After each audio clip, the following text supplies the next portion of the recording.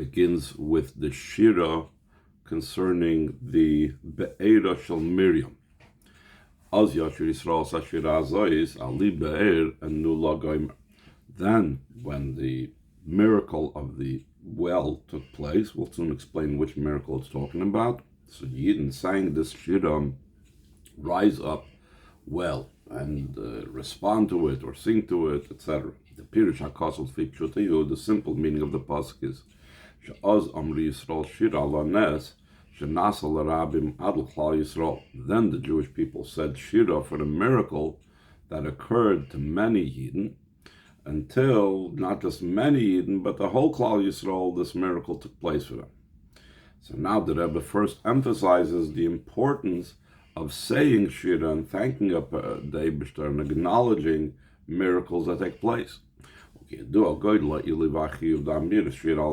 it's known, the great quality and obligation of saying a song of praise for a miracle to such a degree that Hashem wanted to make Chizkiyahu HaMelech Mashiach. V'lo yasoi. In the end, He didn't make Chizkiyahu HaMelech Mashiach. Why?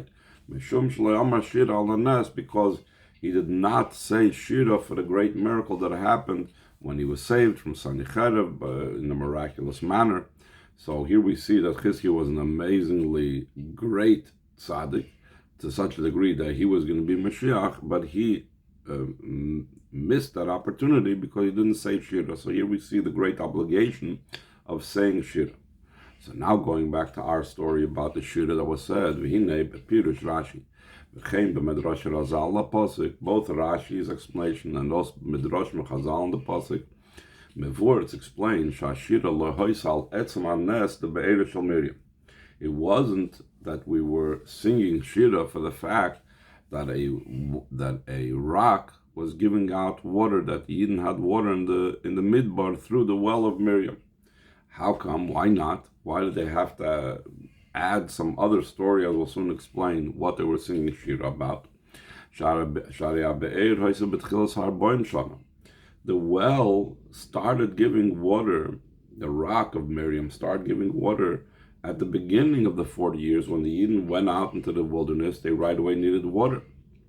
The events over here that Moshe Rabbeinu, Miriam passed away, and then Moshe Rabbeinu had to get the rock to give water again, and then they said Shira. That was all at the end of the 40 years. So if they were saying Shira for the water that was just coming out of the rock, just for that, so then it should have been said at the beginning of the 40 years. Therefore, Rashi explains, and the Midrashim explain, that it wasn't for the water that the rock was giving. The Shira was for the specific miracle of the saving of the Bnei Yisrael, that was revealed through the well. That says over there that the Yidden were going to pass through two mountains, through two cliffs, and the enemies were waiting in the caves in the mountains to attack them, to ambush them, and the Yidden passed through after the mountains. The angel brought forth the mountains with each other and crushed all those that were going to attack them. And since they didn't know about it, so then the Hashem made that the Be'er Shel Miriam caused, the well of Miriam caused that it came, they saw all the limbs and so on and of the dead, and they realized that they were saved. So the Be'er Shel Miriam revealed to them a special miracle that took place. And that's what the Shira was about, the Shira of the Be'er. But the Rebbe asks, but still we need to understand, seemingly we still need to understand, as far as miracles, as far as defeating enemies and so on, the miracles of saving Yidden already took place beforehand. For example, the war against Amalek. That was even before Matan Torah, at least according to Rashi's understanding of Chumash. What was so unique in the miracle of the well that because of that the Yidden sang Shira only over here but not on the previous battle? Hine bepashtus achidush benes hatzolda legabenes hatzolda mechemes hamoleku. Simply put, the novelty of the miracle of the salvation of the well over the miracle of the salvation of the war of Amalek. The war against Amalek was prior to Matan Torah. And the miracle of the well was after Matan Torah. But that itself, so therefore what? What's the significance of that? We need to understand what's the idea behind it, what's the significance of the miracle that took place after Matan Torah, that because of that, this defeat of the armies after Matan Torah, this miracle of the Be'er that brought the evidence that those that attacked the Yidden were defeated, that was enough, or that was a reason to sing Shira. But before Matan Torah, there was no Indian to sing Shira. The second paragraph in the page, the idea behind this is the entire world was created for the sake of Yidden and for the sake of Torah. As we have right away in the beginning of Chumash Bereishis, we say, Rashi over there says, Beis Reishis, for two things that are called Reishis, the world was created, then moving to this understood. The Gambi Yisrael Yeshna in the Be'er, that since the entire world was created for the sake of Yidden, that means that Yidden themselves, as well as Torah, contain all the matters of the world, including all the miracles that are happening for the Yidden. There is the spiritual component, the spiritual aspect in the Yidden themselves. As it's known, that the root of Neshamas Yisrael above, that's called Knesset Yisrael. Knesset Yisrael means the gathering of the Yidden, where all the Neshamas are gathered together. So that source of the Neshamas Yisrael is called a well, which of course, like it says in the Pasuk, Mayon Ganim, a spring of gardens, Be'er Mayim Chaim, a well of living water. Living water is the way Torah calls spring water. V'noizlim min Lebanon, they are flowing from Lebanon, from north of Eretz Yisrael. Will be the explanation of this matter in the spiritual sense. What is this Be'er? And what is this meaning of this entire pasuk by Yidden? The pasuk is a mavur, and this pasuk is explained.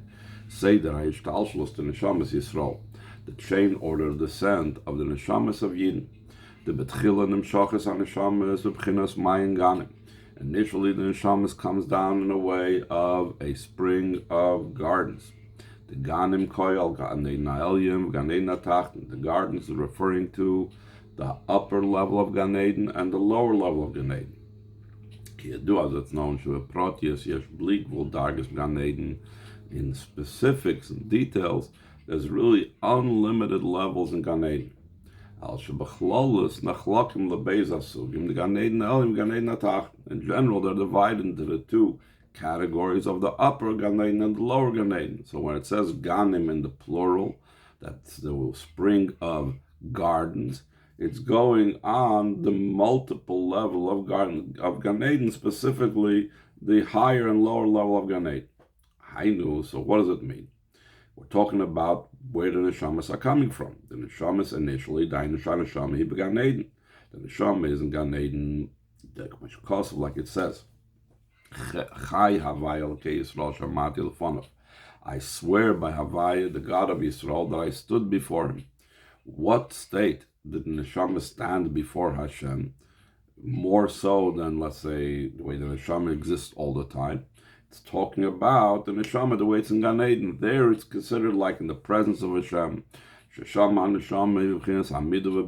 there in Gan Eden, the Neshama is in a state of standing, in a state of sublimation. Top of the next page. And afterwards, the Neshama descends below. This idea of the Neshama being below, that's the next part of the pasuk. Not the Mayon Ganim, but this next thing is the well of living waters. It's just like a well is flowing. The waters of a well is from underground. So the Neshama as well is like underground in the physical, And that's why it's called, when the neshama comes on here, it's called a well. It's gam sham nikra neshama mayim chaim. Even down here, even the way it's a level of a well, even the way it's on the ground dealing with the physical world, it's called living water. What's the significance of living water? Al shem habitul v'amida shalifnei zeh shal zeh ksiv chaya v'aygoyim kanal, because of the bittul and the standing before Hashem that it had beforehand in Gan Eden, when it was called Mayon Ganim. So over there it said Chai Havaya.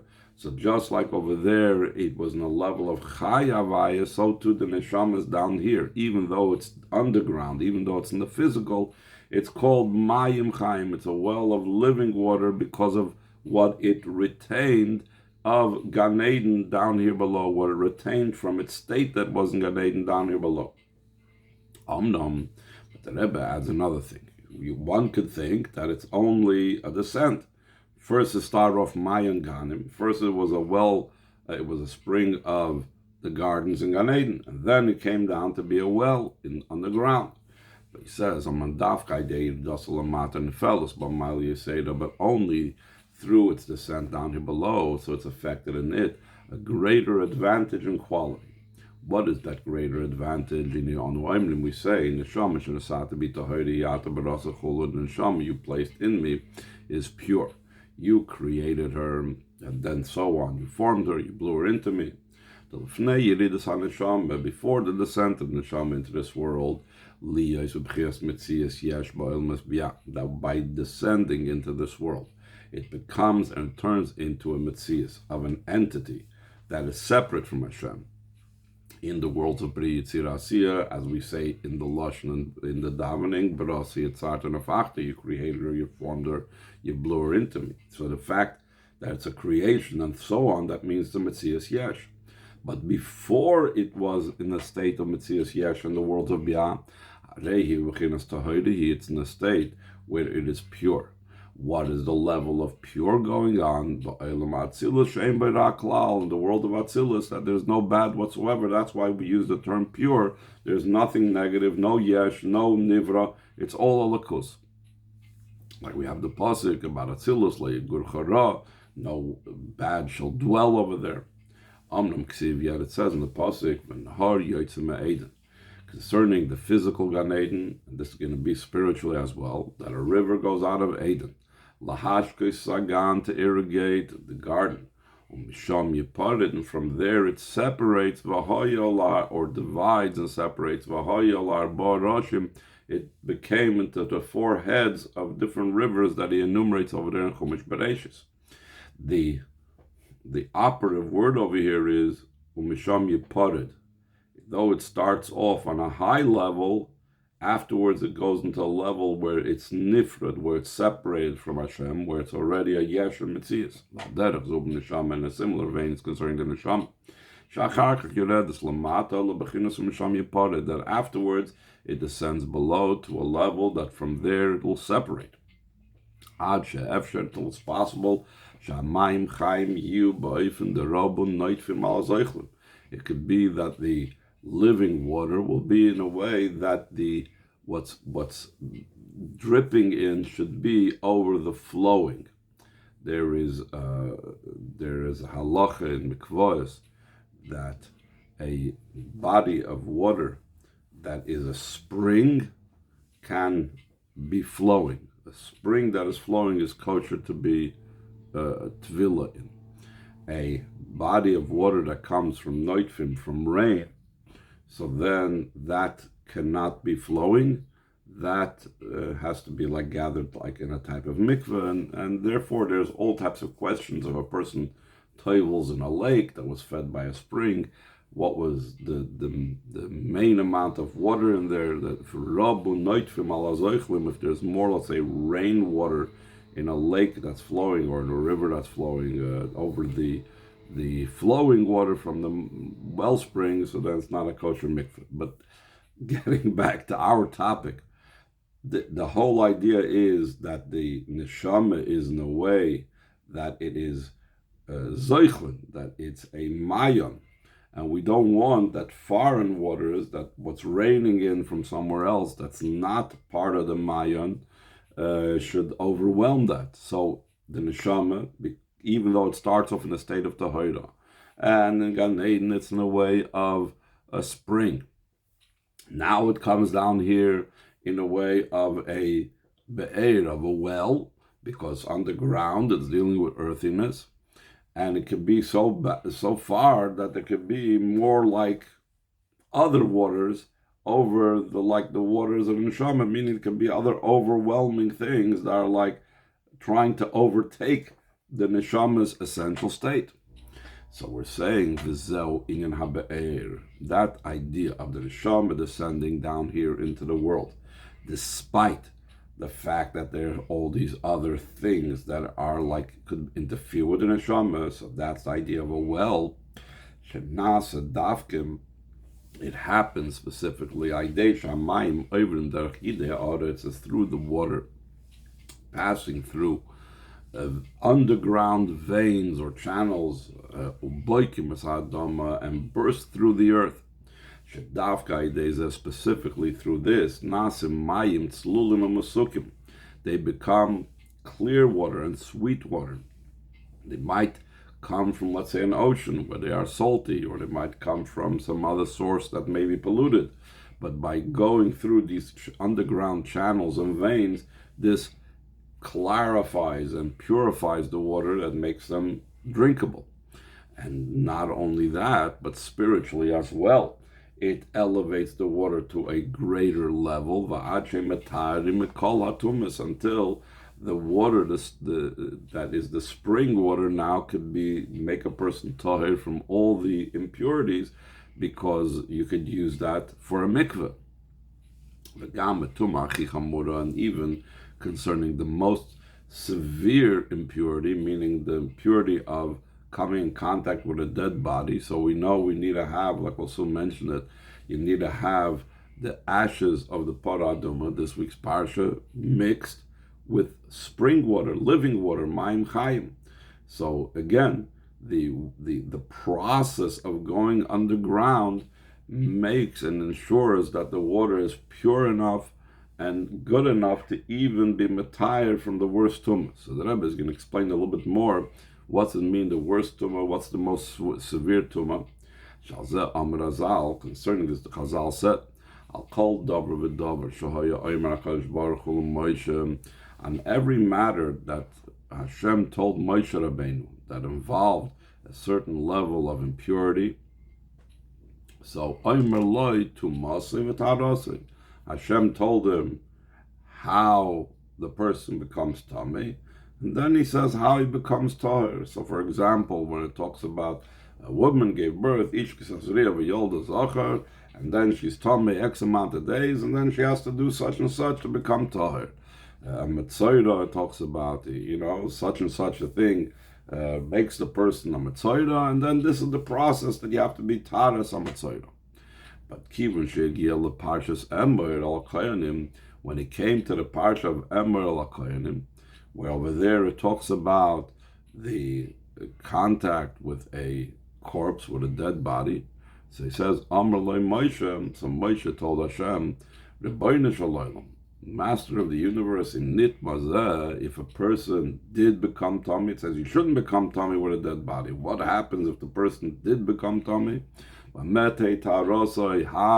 will he become, leave the tomb behind, but how will he have his tara? So Hashem didn't answer Moshe Rabbeinu. At that time, Moshe's face changed colors in a negative way, showing that he was like very upset. What's going to happen? Yet, then it came Parshas Chukas, and Hashem told them, here is the way how the person that comes in contact with a dead body becomes tahir. So we see how severe the tumah of the contact with a dead body is. That's the most severe tumah, that it even caused Moshe Rabbeinu to be upset and so on, until he found out the answer.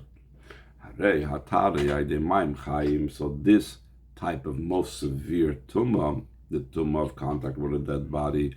The purification is done through living water, like it says in our parsha, of Maim Chaim El Keli, which will place upon it living waters in a vessel. Upon the afer, upon the ashes of the paraduma, you got to add the Maim Chaim. Shaidea Maim Chaim B'tziruf ha'efer, through the living water combined with the ashes. You could also purify this severe impurity. So too will be understood concerning the neshama.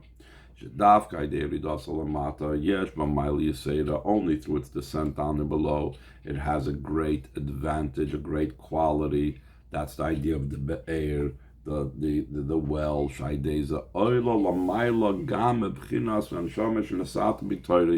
It goes up even higher than the level that the neshama that you placed in me is pure.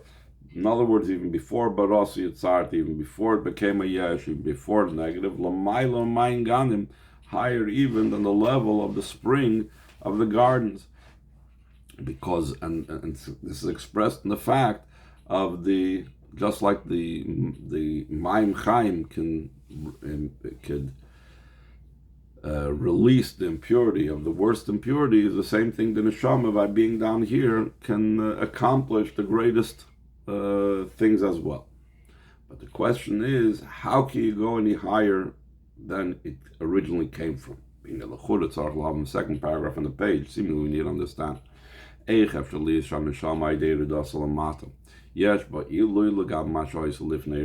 how is it possible that the neshama, through its descent down and below, it has an advantage over what it was before it descended? But in neshama l'mayla, he bechinas tahiri kanal. The neshama above is no level of tahira, like we said before. The koi gam al bechinas tahiru ilah.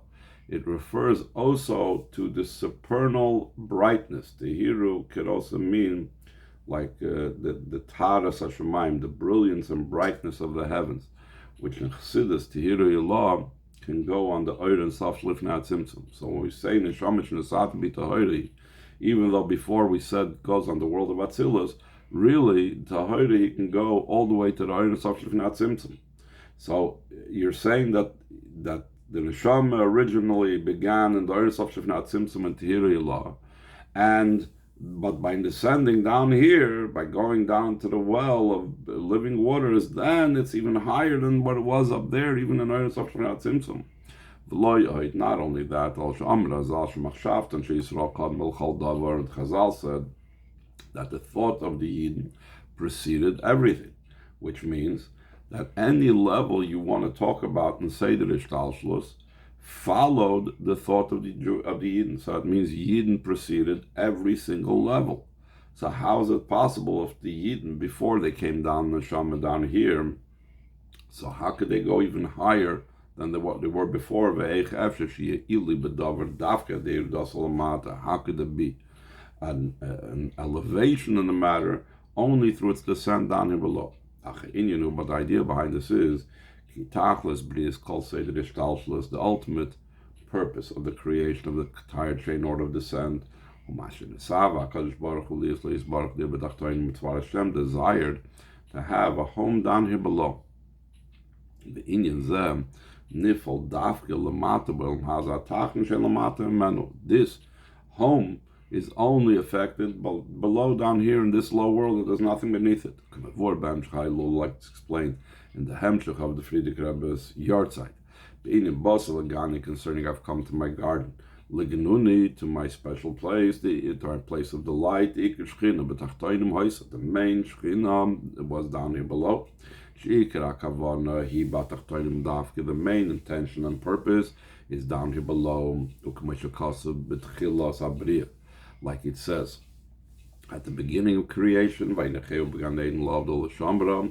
he placed Adam Rishon Gan Eden to do the avodah and to guard it, and this goes on mitzvahs. As the Chazal say, la'avda, that's mitzvah aseh, l'shamra, that's mitzvah loisa. She'inyan hakavana hi bekima mitzvahs boilam hazav etachn dafka, that the main intention is in fulfilling mitzvahs in this low physical world. Okay, we'll stop over here. I know it's like in the middle of a sentence.